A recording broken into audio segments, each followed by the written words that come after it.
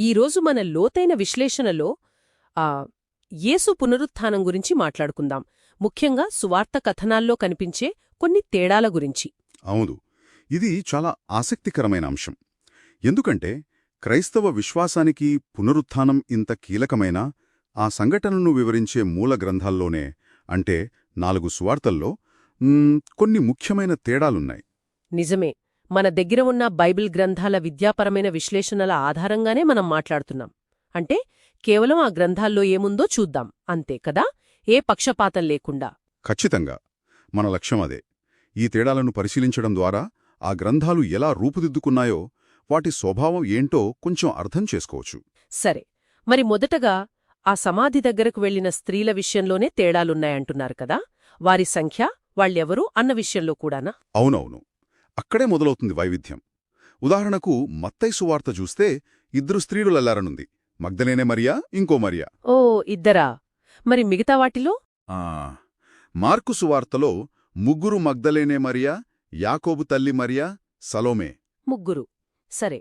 ఇక లూకా సువార్తకు వస్తే అక్కడ మగ్దలేనే మరియా, యోహన్న, యాకోబు తల్లి మరియా, ఇంకా ఇతర స్త్రీలు అని కూడా ఉంది. అంటే సంఖ్య ఇంకా ఎక్కువ ఉండొచ్చు. అంటే మరింతమంది అన్నమాట. మరి యోహానులో? యోహానులో కొంచెం భిన్నంగా ఉంటుంది. మొదట మగ్దలేనే మరియా ఒంటరిగా వెళ్ళినట్టనిపిస్తుంది. కాని తర్వాత ఆమె శిష్యుల దగ్గరికి వచ్చి మేము అని మాట్లాడుతుంది. మేము అంటే అక్కడ కూడా ఇంకొందరున్నారని పరోక్షంగా చెబుతున్నట్టా? అవును, ఆ సూచన ఉంది. కాబట్టి చూడండి, మొదటి సాక్షుల విషయంలోనే ఇంత తేడా ఉందన్నమాట. బహుశా ఒక్కో రచయిత తమకు తెలిసిన వాళ్లనో లేక తమ సమాజంలో ముఖ్యమైన వాళ్లనో హైలైట్ చేసి ఉంటారా? అది ఒక బలమైన విద్యాపరమైన అభిప్రాయం. చాలామంది పండితులు అలానే అనుకుంటారు. అలాగే సమాధి దగ్గర కనిపించిన వారి విషయంలో కూడా ఇలాంటి తేడాలే ఉన్నాయి. దేవదూతలా లేక మనుషులా? ఒకరా, ఇద్దరా? అవునా? దాని గురించి చెప్పండి. మత్తయి, మార్కు సువార్తలలో ఒక దేవదూత లేదా మార్కులో ఒక యవ్వనస్తుడు కనిపిస్తాడు. ఒకరు. సరే. కాని లూకా, యోహాన్ సువార్తల్లో 2 పురుషులు లేదా దేవదూతలు కనిపిస్తారు. ఓ, ఇద్దరా? అంటే సంఖ్యలోనే కాదు? సంఖ్యలోనే కాదు, వారు ఎక్కడ నిలబడి ఉన్నారు, ఏం చెప్పారనే వివరాల్లో కూడా చిన్న చిన్న తేడాలుంటాయి. ఇవన్నీ చూస్తుంటే అసలు కీలకమైన ప్రశ్నొస్తుంది. పునరుత్థానం తర్వాత యేసు మొట్టమొదట ఎవరికి కనిపించారు అనే విషయంలో స్పష్టత లేదా? ఇది చాలా ముఖ్యం కదా. నిజంగా ఇది చాలా చాలా ముఖ్యమైన వ్యత్యాసం. ఇక్కడే అసలు వైరుధ్యాలు కూడా కనిపిస్తాయి. మత్తయి ప్రకారం సమాధి నుంచి వస్తున్న స్త్రీల బృందానికి యేసు ముందు కనిపించాడు. ఆ స్త్రీల బృందానికి, ఓకే.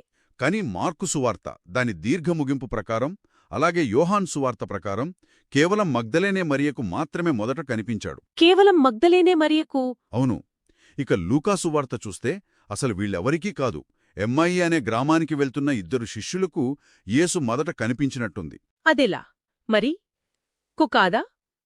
ఎమ్మాయి శిష్యులకా? లూకా ప్రకారం అవును. ఇంకా విచిత్రమేంటంటే పౌలుగారు తన మొదటి కొరింథీ పత్రికలో రాసింది వీటన్నిటికంటే భిన్నంగా ఉంటుంది. పౌలా? ఆయనేం రాశారు? ఆయన ప్రకారం యేసు మొదట కేఫాకు అంటే పేతురుకు కనిపించాడు. ఆ తర్వాతే 12 మంది శిష్యులకు, మిగతా వాళ్లకు. Oh my god! అంటే మత్తయిలో స్త్రీలకు, మార్కు యోహానులో మరియకు, లూకాను ఎమ్మాయి శిష్యులకు, పౌలు ప్రకారం పేతురుకు. అసలు ఒకదానికొకటి పొంతనే లేదు కదా. అవును, ఈ క్రమాలు స్పష్టంగా వేర్వేరుగా ఉన్నాయి. ఇది తొలి క్రైస్తవ సంఘాల్లో వేర్వేరు కథనాలు, వేర్వేరు ప్రాధాన్యతలు ఉండేవని బలంగా సూచిస్తుంది. అంటే ఒక్కో గ్రూప్కి ఒక్కో వెర్షన్లాగా అన్నమాట. చాలామంది పండితులు అలాగే భావిస్తున్నారు. బహుశా ఇవన్నీ స్వతంత్రంగా ప్రచారంలో ఉన్న మౌఖిక లేదా లిఖిత సంప్రదాయాలను ప్రతిబింబిస్తూ ఉండవచ్చు. సరే, ఇంకో విషయం. యేసు కనిపించిన ప్రదేశం గురించి కూడా తేడాలున్నాయా? అంటే జెరూసలేంలోనా లేక గలిలయలోనా? అవును, అక్కడ కూడా స్పష్టమైన తేడా ఉంది. మత్తయి, మార్కులు యేసు గలిలయలో శిష్యులకు కనిపిస్తాడని, అక్కడికి వెళ్లమని చెప్పినట్టు రాశారు. గలిలయ, ఓకే. కాని లూకాసు వార్తలో యేసు పునరుద్ధానం తర్వాత కనిపించిన సంఘటనలన్నీ జెరూషలేం, దాని చుట్టుపక్కల ప్రాంతాల్లోనే, ఎమ్మాయి, బేతానియా జరిగినట్లుంది. గలిలయ ప్రస్తావనే రాదు. అసలు గలిలయ గురించి చెప్పలేదా? లేదు, లూకాలో లేదు. ఇక యోహాను సువార్త అయితే రెండింటినీ కలుపుతోంది. మొదట జెరూషలేంలో కనిపించి ఆ తర్వాత గలిలయలో కూడా కనిపించినట్టు రాశాడు. అంటే కొంతమంది గలిలయ అని, కొందరు జెరూషలేం అని, ఇంకొకరు 2 అని. ఆ రచయితల ఉద్దేశాలు వేరువేరుగా ఉండొచ్చంటారా? ఖచ్చితంగా వారి వేదాంత దృక్పథాలకనుగుణంగా భౌగోళిక ప్రాధాన్యతలను ఎంచుకొని ఉండవచ్చు. పునరుత్థానానికి కొంచెం ముందు జరిగిన సంఘటనల్లో కూడా ఇలాంటి చిన్న తేడాలున్నాయని విన్నాను. ఉదాహరణకు ఆ శిలువ మోయడం గురించి. అవును, అది కూడా గమనించాల్సిన విషయమే. మార్కు, మత్తయి, లూకాసువార్తల ప్రకారం కురేనీయుడైన సీమోను అనే వ్యక్తి యేసు శిలువను మోయడంలో సహాయం చేశాడు. అవును, అది విన్నాం. కాని యోహాను సువార్తలో యేసు తన శిలువను తానే మోసుకు వెళ్లాడు అని స్పష్టంగా ఉంది. అక్కడ సీమోను ప్రస్తావనే లేదు. అంటే ఒక సువార్త ప్రకారం సహాయమందింది, ఇంకో సువార్త ప్రకారం యేసే మోసుకు వెళ్లారు. అంతే. అలాగే శిలువ మీద రాసిన ఆ శిలాపలకముంటుంది గదా, యూదుల రాజు అని. అవును. దాని పాఠ్యం కూడా ప్రతి సువార్తలో కొంచెం అటు ఇటుగా చిన్న చిన్న తేడాలతో ఉంటుంది. ఇవన్నీ చిన్న వివరాలు అనిపించినా మొత్తం మీద చూస్తే ఈ కథనాల మధ్య ఉన్న వైవిధ్యాన్ని సూచిస్తాయి. ఓకే, కాబట్టి ఈ మొత్తం విశ్లేషణ చూశాక మనమేం చెప్పొచ్చు?